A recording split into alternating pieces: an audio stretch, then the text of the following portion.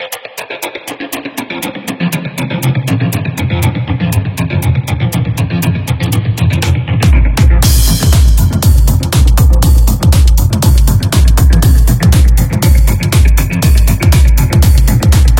à tous, c'est Eddy. Alors bienvenue dans cette nouvelle série que je viens de faire juste à l'instant. Je vous ai mis une petite playlist sur la chaîne, n'hésitez pas à la consulter. Et cette playlist s'appellera HDR Tuto. En effet, cette playlist contiendra des épisodes de développement, mais avec des développements HDR. Alors, je vous explique un petit peu le principe d'un HDR. Quand on n'a pas assez d'informations dans les hautes lumières et dans les ombres, par exemple, l'intérêt du HDR, c'est de compiler 3 expositions, 4, 5, voire 7 par moment, ça peut être possible aussi.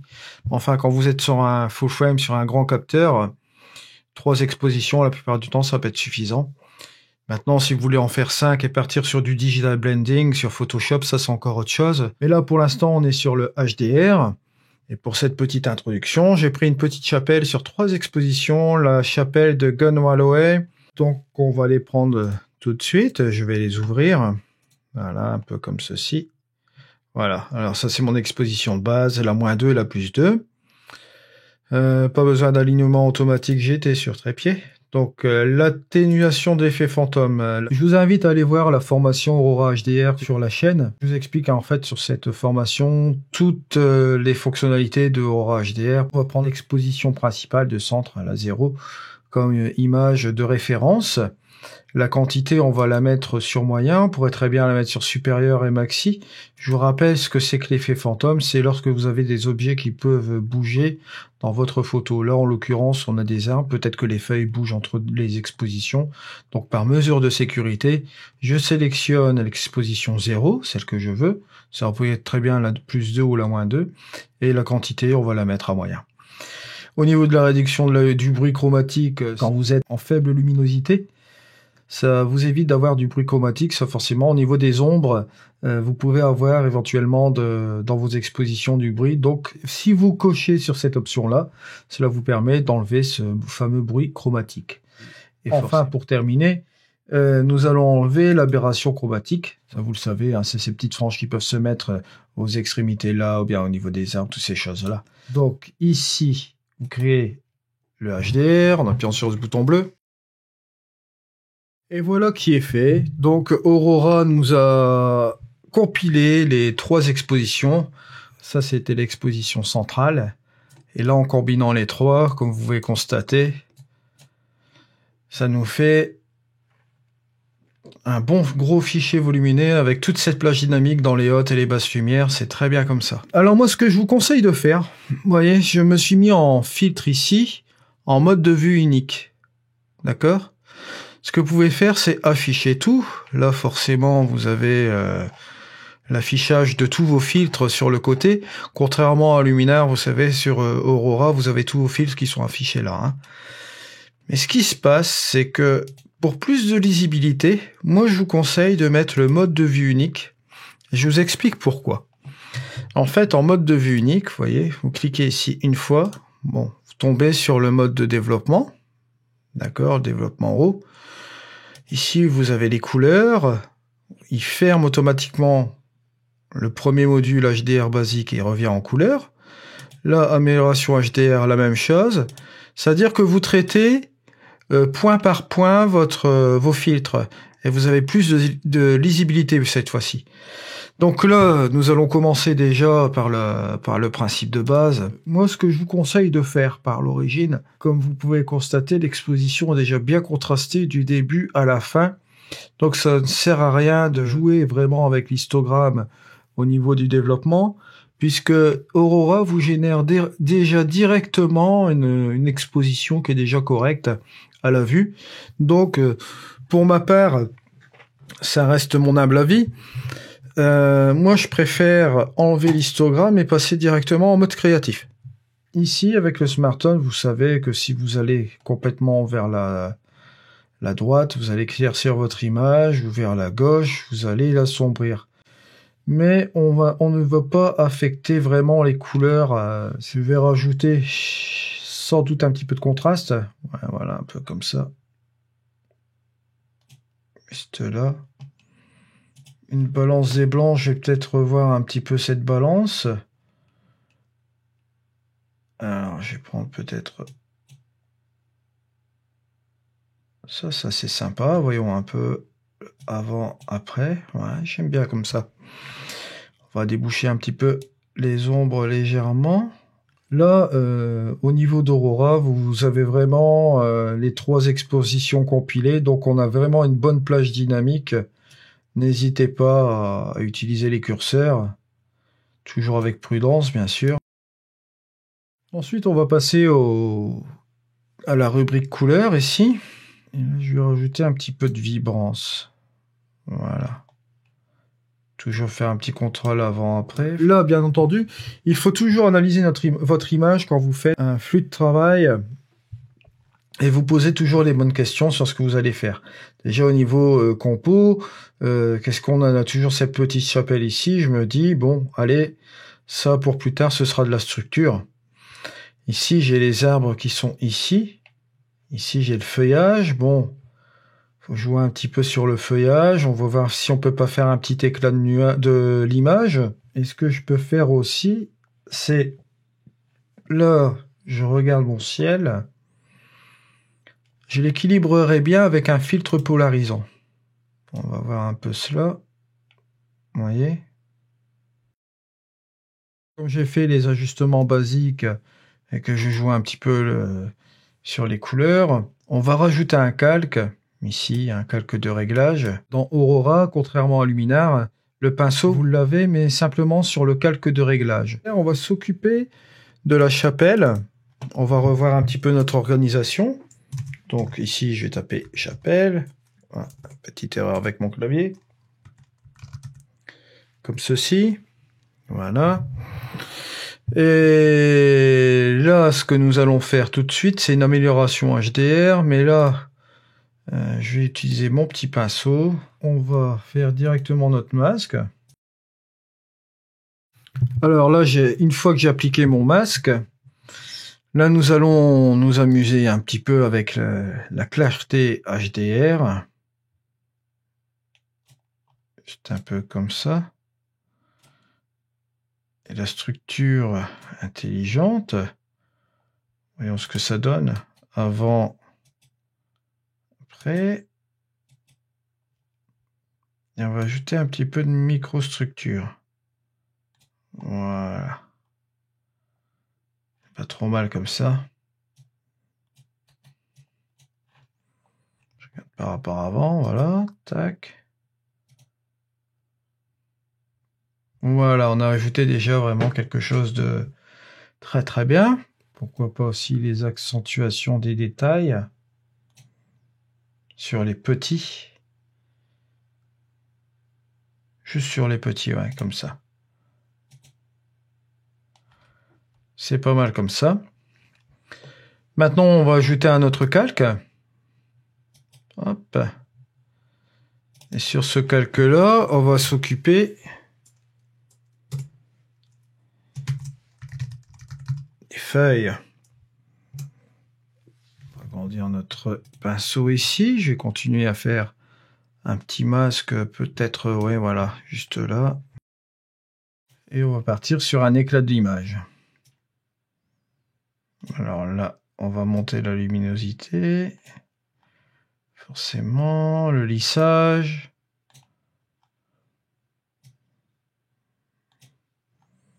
Les ombres, on va un petit peu les dégager aussi. Et rajouter peut-être un peu de chaleur. Voilà, un peu comme ça. Voyons-le avant-après. Et je pense que le vert, on va essayer de l'atténuer pour pas avoir un vert trop nucléaire, voyez-vous. Pas comme ça, parce que ça ne va pas non plus. Peut-être un peu à ce niveau-là, voilà. Je trouve ça très joli. Voilà. Maintenant, une fois qu'on s'est occupé de ces feuilles-là, ce qu'on peut faire, c'est s'occuper des arbres. Alors, on ajoute toujours un nouveau calque de réglage, bien sûr. Et là, cette fois-ci, on va mettre arbre au pluriel. Car il y en a plusieurs. La même chose toujours le masque. Voilà qui est fait. Alors cette fois-ci, ce qu'on peut faire, ajouter peut-être un petit peu de couleur réchauffée, forcément. Un petit lissage, une bonne luminosité, peut-être bien, ouais. Ça peut être sympa.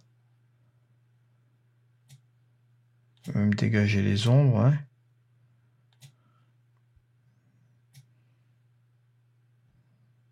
Insister peut-être sur l'éclat, voilà, pourquoi pas. Voilà, qui est très bien comme ça. Voici notre image de départ. Je pense que sur l'effet, il faut un petit peu diminuer, peut-être. Un petit peu comme ça. Voilà, il faut que ce soit léger, hein. On est quand même sur du HDR, faut toujours être prudent. Ensuite, ce que nous allons faire ici, bon, apparemment, j'ai fait toutes ces choses-là. On peut s'occuper du chemin. Allez, on va s'occuper de cela, on va renommer. Un petit peu d'ordre. Et là, donc, ce que nous allons faire, c'est simplement accentuer des détails. On va regarder ce que ça donne sur l'entièreté de l'image. Et on va le faire simplement en masque, bien sûr, un petit peu ici. Hein. Donc, voilà un petit peu le avant et après. Vous voyez qu'il y a quand même un sacré changement au niveau de la post-production. Alors, ensuite, je pense que là, on peut dire qu'on a une image plus ou moins bien terminée. Je vais regarder au niveau de mon cadrage si je peux pas apporter quelque chose de plus. Je pense qu'un 16/9 serait vraiment adapté. Ah, je pense que oui. Ce que je vais faire, c'est que cette partie-là me déconcentre un peu. Je vais peut-être la ramener un petit peu plus par là. Je suis encore plus resserré sur la chapelle. Voilà. Juste là. Parce que je trouve que j'ai un petit peu trop de chemin, là. Donc on peut peut-être ramener là. Je vais prendre la grille du nombre d'or pour être un petit peu mieux comme ceci là. Voilà, juste un peu comme ça. Pour se redresser un peu là. Juste comme ça. Ouais. Je vais cropper juste à ce niveau-là. Et je vais cliquer sur terminer. Ça donne déjà mieux, hein. Alors maintenant, ce qui nous reste à faire, c'est les petites finalités de l'image. Alors pour les petites finalités de l'image, on va rajouter encore un calque. Et là, je vais l'appeler Master. Master sortie, voilà. Là, ce sera en fait toutes les petites définitions qu'on va mettre un petit peu dedans. Les petites corrections générales à l'image, je veux dire. Là, on va utiliser principalement les courbes des tons. Moi, je pense que, bon, comme on a l'habitude de faire ça, on va jouer sur cette fameuse luminosité. Hein. Je vous rappelle que ces fameuses luminosités, vous les voyez ici. Ici, vous avez 0.0, 0.255, 0.255. La luminosité, je vous rappelle toujours, vous avez 256 valeurs de luminosité. Et ces 256 valeurs de luminosité vont de 0 à 255 au niveau de la puissance. Et on va ça sur chaque canal, le rouge, le vert et le bleu. Et évidemment, pour vous donner les couleurs intermédiaires, toutes les couleurs de la palette, hein, pour ainsi dire, de votre photo, on mélange les luminosités. Par exemple, on met une luminosité en rouge sur un tel seuil, on va dire à 50, en seuil de sortie de 50. Ici en vert, on va peut-être le mettre à 100. Et ça va vous donner des valeurs de couleurs différentes. Donc ici, en rouge, cette courbe rouge, on pouvait la monter comme ça. Ça vous simule encore plus d'heures dorées. Ou bien on peut la descendre, en rajouter un petit peu de cyan. Ça va plus nous faire ressortir l'effet du feuillage. Je pense qu'il y a peut-être moyen de faire quelque chose avec le vert qui est ici. Le vert, on va rajouter un petit peu de magenta léger, bien sûr. Voilà, comme ceci. Comme ça, comme vous le voyez, on a réussi à récupérer une image qui soit un petit peu neutre au niveau de la tonalité, qui a toujours sa petite chaleur, qui conserve une colorimétrie super belle au niveau du ciel, au niveau des verts, etc. Maintenant, au niveau des bleus, bon, ce qu'on peut faire, c'est bleuter ou jaunir un peu la photo. Je vous rappelle que la couleur complémentaire du bleu est le jaune. Donc ici, si je monte mon curseur, forcément, je vais ramener un petit peu plus de bleu. Mais là, si je le descends un peu, ça va être plus dans les tons jaunes. Je pense que c'est plutôt beau comme ça. On va regarder avant, vous voyez, on avait cette colorimétrie-là. Et là, j'ai ajouté une petite colorimétrie, on va dire Golden Hour, vous voyez, qui est un petit peu atténuée. La couleur un petit peu plus soft. Je trouve ça vraiment sympa. Maintenant, on va jouer sur la courbe principale de la luminosité. On a déjà une lumière un petit peu plus agréable. Et maintenant, ce que nous pouvons faire aussi, on aurait pu très bien faire aussi un color toning aussi, avec un virage partiel, éventuellement. Donc ici, ce que nous allons faire aussi, c'est faire soit un dégradé réglable. On va voir un peu au niveau de la zone supérieure ce que ça va nous donner. Hein. Voilà, juste un petit peu comme ça. Et la zone inférieure, pardon, un peu comme ça. On va encore réchauffer peut-être un petit peu le bas. Peut-être aussi un peu le haut.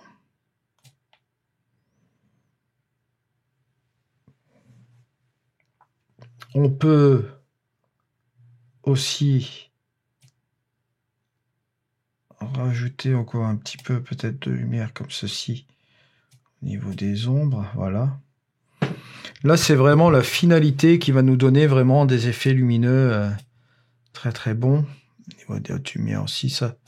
Je gère la zone supérieure, bien sûr. On va faire la zone inférieure, bien sûr, aussi. Voilà. On va dégager tout doucement ces ombres aussi. Et un petit peu descendre ces hautes lumières. Essayer de trouver un équilibre. Voyons la différence avant, après. Je trouve ça vraiment sympa. Après, bon, bah, soyons fous. On va essayer de mettre aussi un petit vignettage. Je trouve que comme ça, on est bien. Voilà, c'est léger, c'est vraiment ce qu'il nous fallait. Si j'agrandis, voyons un petit peu. Voilà notre image finale. Rappel quand même de quoi on est parti avec l'exposition principale, c'était celle-ci. Voilà. Et là, avec les traitements qu'on a fait avec le HDR, on arrive à ça. Voilà, je vous rappelle aussi également que vous pouvez aller sur mon site internet. Vous avez le petit onglet qui est ici en français, vous cliquez dessus. Et ce que vous faites, vous allez directement sur Aurora HDR, qui est juste ici. Et vous avez la possibilité de le télécharger gratuitement, de l'essayer pendant aussi une période de 1 mois. C'est la fin de ce tuto. Je vous souhaite tous une très bonne journée, très bonne soirée. Allez, au revoir.